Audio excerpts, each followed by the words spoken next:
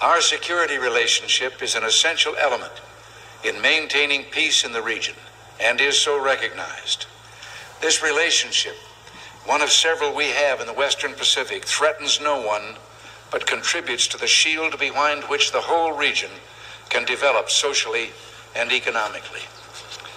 Mr. President, under your leadership, the Philippines stands as a recognized force for peace and security in Southeast Asia through its bilateral efforts and through its role in ASEAN, which is the focus of our regional policies in Southeast Asia. Mr. President, Mrs. Marcos, the United States deeply values its close friendship and alliance with the Philippines. We seek to use this visit to further strengthen our ties with your country. Nancy and I are personally delighted that you are here, and we say welcome to the United States, welcome to our national home. I come from that part of the world that cherishes an image of America with its ideals, its dreams, its illusions. I come from the Philippines, a part of Asia, which has been molded along the principles of American democracy. We learn to love these ideals and principles, and we lost 1 million of our people fighting for them in the last war. We have always stood by these ideals. We shall continue to do so, whatever may be the cost, at the risk of our fortunes, our lives, but more important of all, our honor.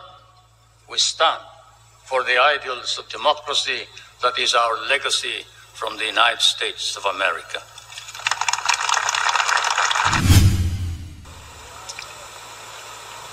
For I know that, as I have said in many a speech before my own people and before the world, fate and destiny has decreed that the United States of America be the trustee of modern civilization against the threat of a possible second dark ages. And America cannot fail. And therefore, we, the Filipino people, come and bring to you a prayer that God, in His divine providence, may grant you guidance, strengthen both your heart and hand, so that that hand may be strong on the lever of power and save our humanity. Magandang araw po sa inyong lahat. Ito naman pong muli ang inyong lingkod, si DIY KKB Informative. At ating pong baliktanaw ang mga nakaraan patungkol sa ating dating Pangulong Ferdinand Edralin Marcos Sr. sa pagbisita niya sa Estados Unidos upang makipagsanib at makipagtalakayan patungkol sa ating pagkakaibigan, ang bansang Pilipinas at ang bansang Estados Unidos. So baliktanaw po tayo guys. Tungayan natin ang kanilang mga talumpati at ang kanilang mga sinabi.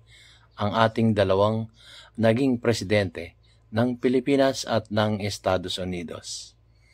Eto na po guys. At bago po ako magpatuloy, maraming salamat po sa aking mga subscriber at sa atin na ring mga viewers na patuloy na sumusuporta sa inyong abang lingkod, si DIY KKB Informative. So ituloy na po natin guys. Eto na po, ang dalawang naging Pangulo ng Pilipinas at ng Estados Unidos.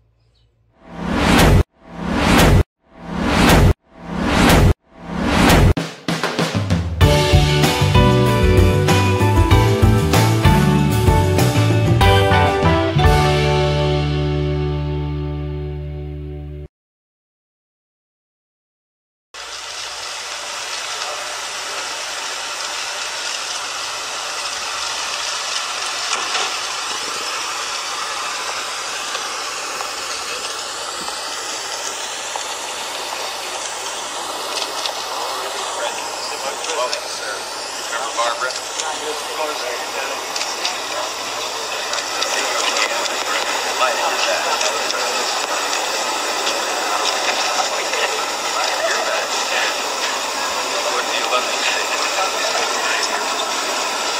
Ladies and gentlemen, the national anthems of the Republic of the Philippines and the United States of America.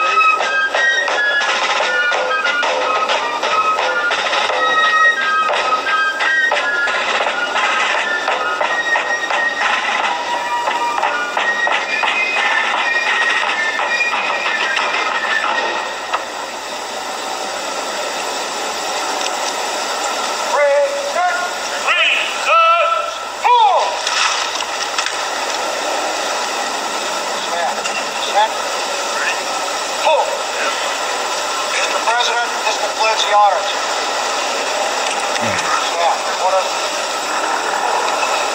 Nagbigay pugay ang mga kasundaluhan ng Amerika. Right, order!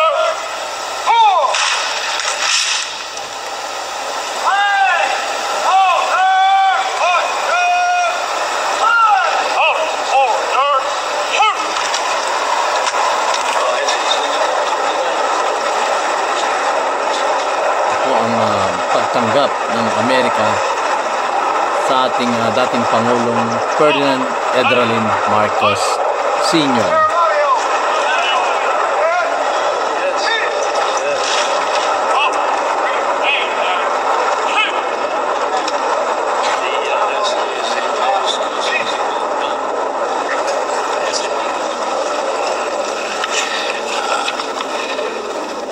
Mr. President, Mrs. Marcos, it gives me special pleasure to welcome you to the United States. Mrs. Reagan and I have been long looking forward to returning the hospitality you showed us on our 1969 visit to your country. Our two peoples enjoy a close friendship, one forged in shared history and common ideals.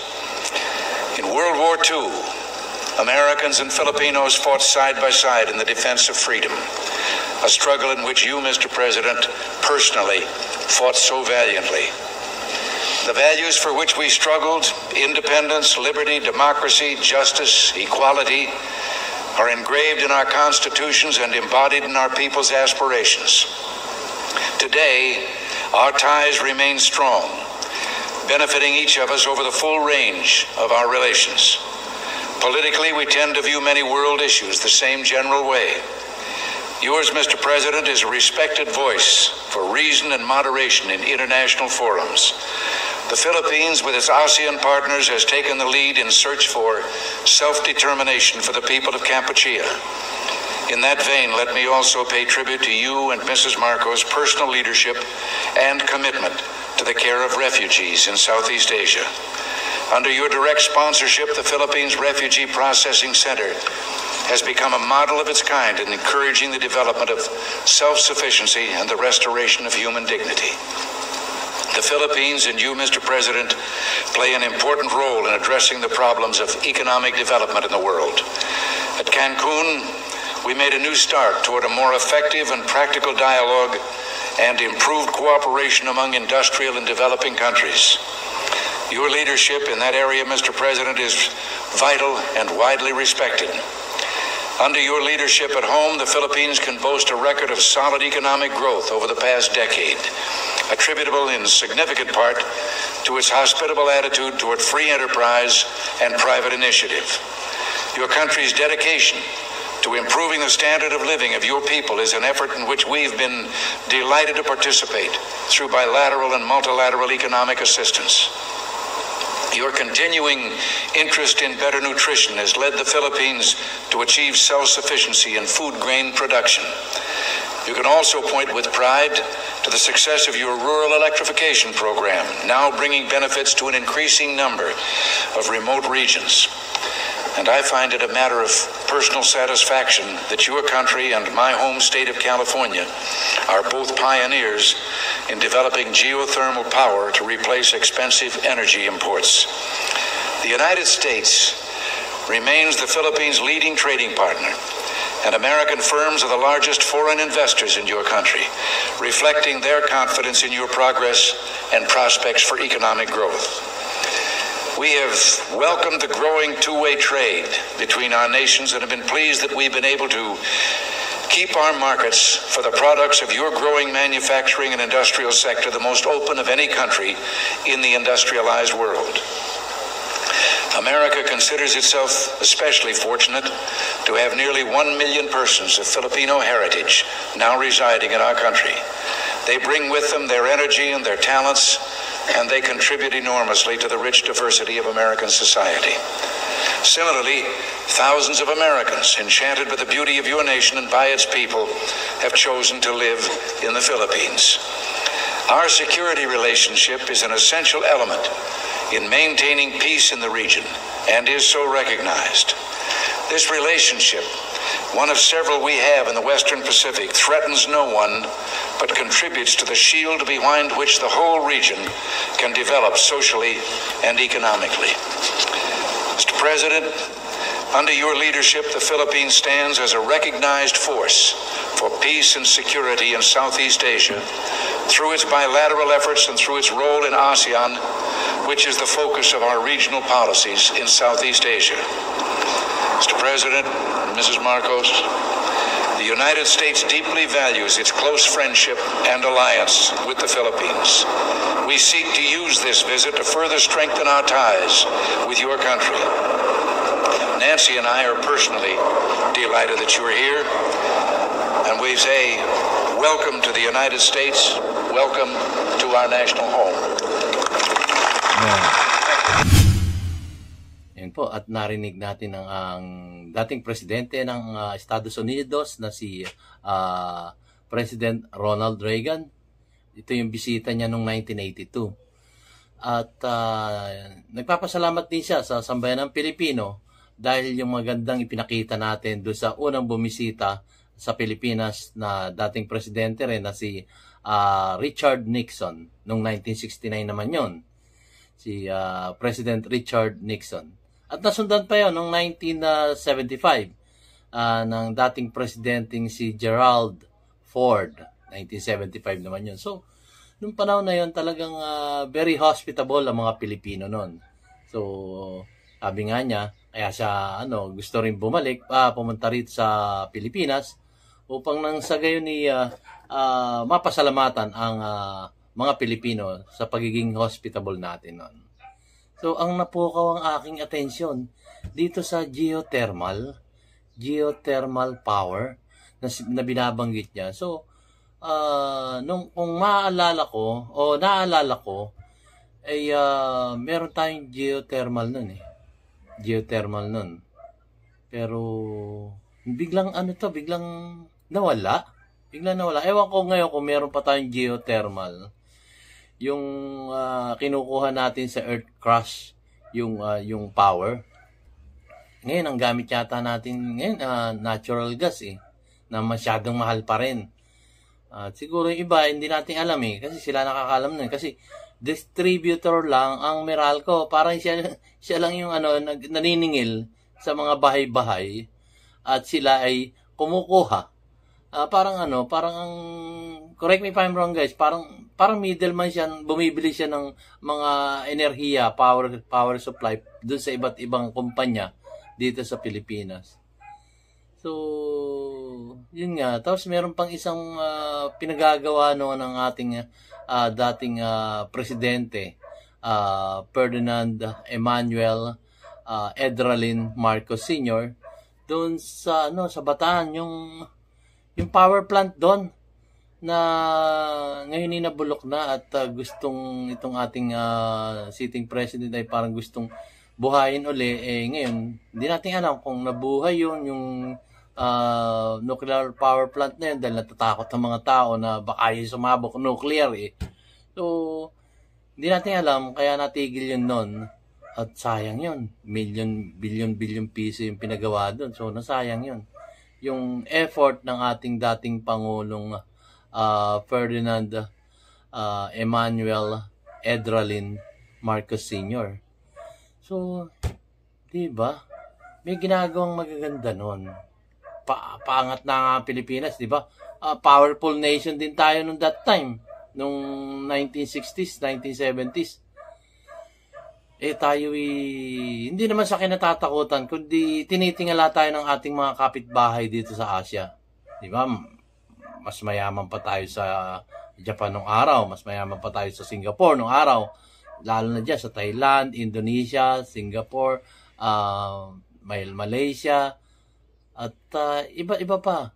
Lalo na itong Taiwan, mas mayaman pa ang Pilipinas nung araw. At ang ating mga sa kasundaluhan nun, malalakas pa nun. Excuse me. Malalakas pa nun ang ating mga kasangkapan nun. Yung ating yung ating mga eroplano na pandigma, yung ating mga tangke de guerra, lahat na equipment natin at ang bawat kasundaluhan nun, talaga may kanya-kanyang sandata na kanilang hawak-hawak o issue sa kanila. Pero ngayon, parang kabaligtaran na yung nangyayari ngayon, Kabaligtaran na talaga. So, narinig naman natin kay Sir Dado kung gaano kahina ang ating sandatahang lakas ngayon, panahon na to. Pero noon, siya nga so may karanasan siya noon, kasi siya PMA graduate ng batch 1983, ng matikas batch, at siya ang baro ng klase noon. So, 1983. So, 1983, karaarating lang kaalis na ng ating Presidente McCoy nung panahon na yun, papuntang Amerika, 1982. So, 1983, Sir Dado, nag-graduate naman. So, maraming alam to, Sir Dado, nung panahon na yun. Patungkol dyan sa kasundaluhan. So, alam niya na malakas pa ang ating sandatahang lakas nun. Pero ngayon, water cannon lang, umaatras na tayo. Yun ang problema. Hindi natin alam kung anong estratehiya ng Philippine Coast Guard ngayon, kung paano nila masasawata yung mga pambubuli ng mga Chinese dito sa ating inang bansang Pilipinas. Ewan ko.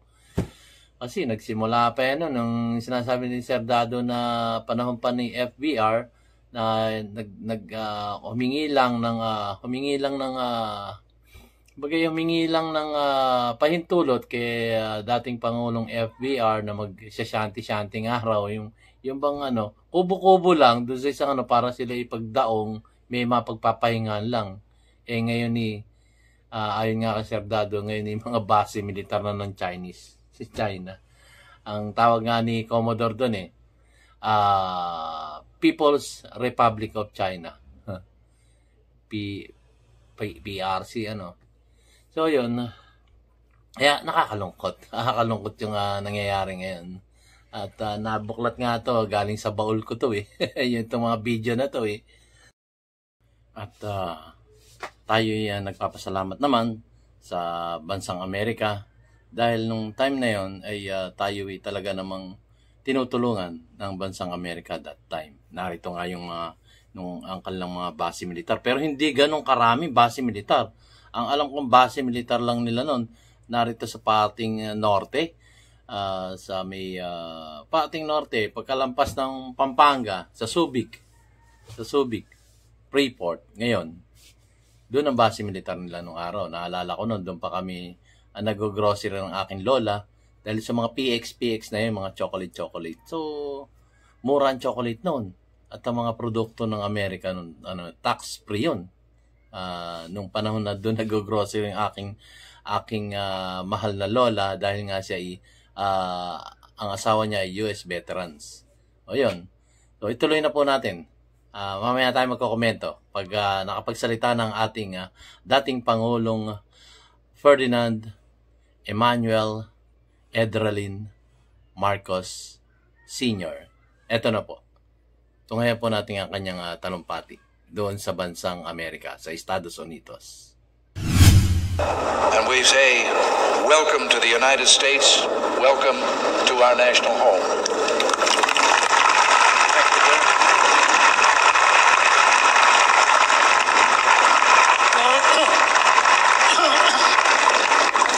Thank you very much, President Reagan, Mrs. Reagan,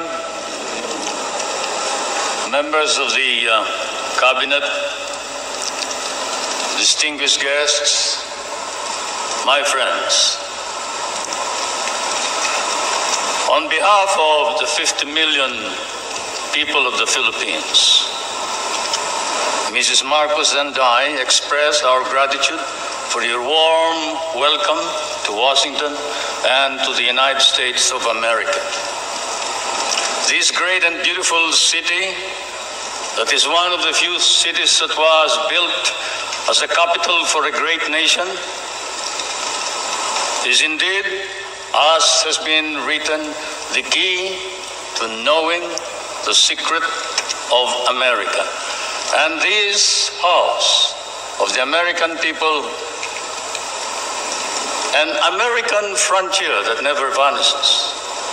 Your beautiful city of its with its grand memorials, its monuments, its walks, is indeed a city that memorializes the great achievements of your people for the past 2 centuries.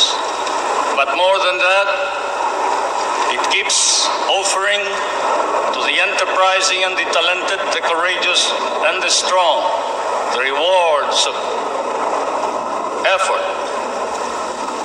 and of initiative.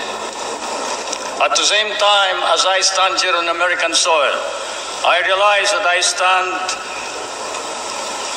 on what may be the center of the government of the United States of America, here where, as I have often stated, the future is being born. The future is being born depending upon the man who is in the White House. And the man who is in the White House today certainly is creating a new future for our world.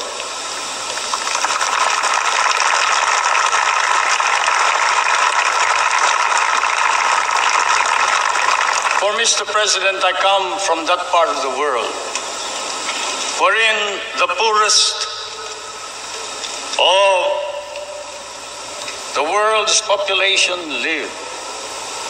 I come from that part of the world that cherishes an image of America with its ideals, its dreams, its illusions. I come from the Philippines, a part of Asia, which has been molded along the principles of American democracy. We learn to love these ideals and principles, and we lost 1 million of our people fighting for them in the last war. We have always stood by these ideals. We shall continue to do so, whatever may be the cost, at the risk of our fortunes, our lives, but more important of all, our honor. We stand for the ideals of democracy that is our legacy from the United States of America.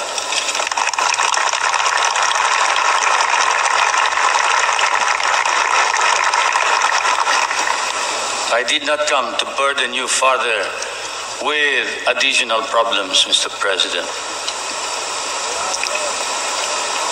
For I know that, as I have said in many a speech before my own people and before the world, fate and destiny has decreed that the United States of America be the trustee of modern civilization against the threat of a possible second dark ages. And America cannot fail. And therefore, we, the Filipino people, come and bring to you a prayer that God and His divine providence may grant you guidance, strengthen both your heart and hand, so that that hand may be strong on the lever of power and save our humanity.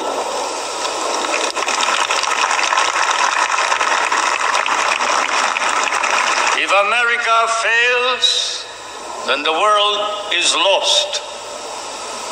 And thus, Mr. President, I can assure you that throughout all of Asia, there is nothing but a reservoir of goodwill for you, the American people, and the United States of America. Once again, may I say thank you for your warm welcome and your hospitality, which I know we will never be able to reciprocate. Thank you.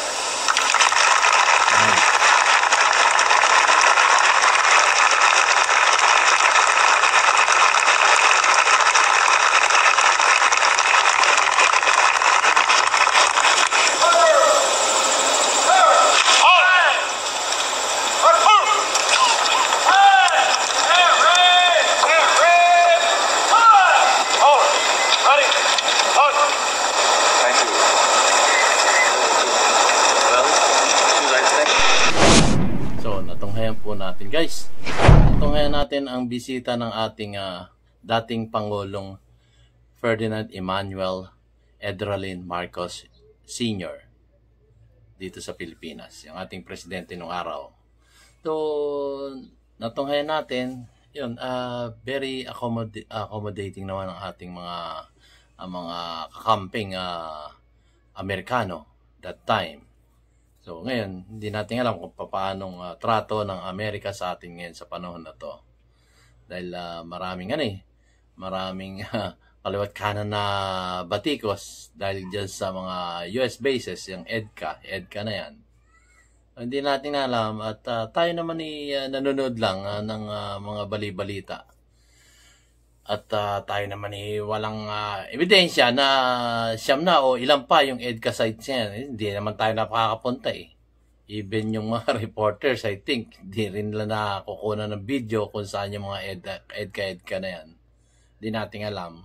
At hindi rin ako nakakapanood na sila ay nag-report na ito yung EDCA sites 1, 2, 3, 4, 5, 6, 7, 8, 9, 10 o so on so forth. Hindi natin alam.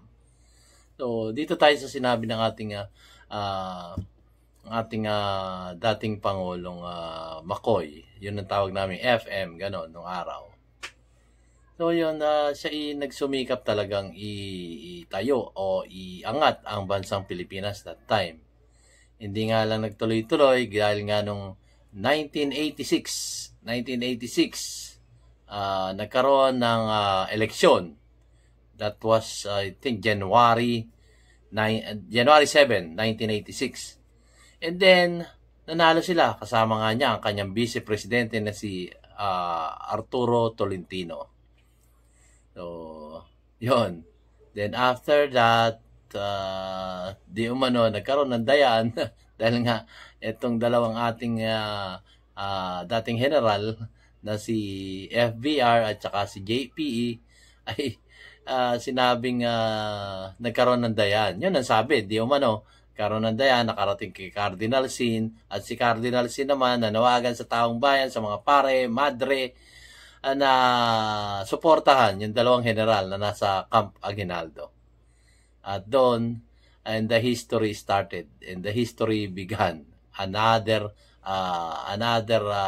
page of our book in the history of the Philippines. Ayun. So hanggang dito lamang po yung aking kwento at siguro, ibablog ko mamaya, magla-live tayo patungkol dito sa nangyayari sa ating inang bansang Pilipinas. Nakakalungkot.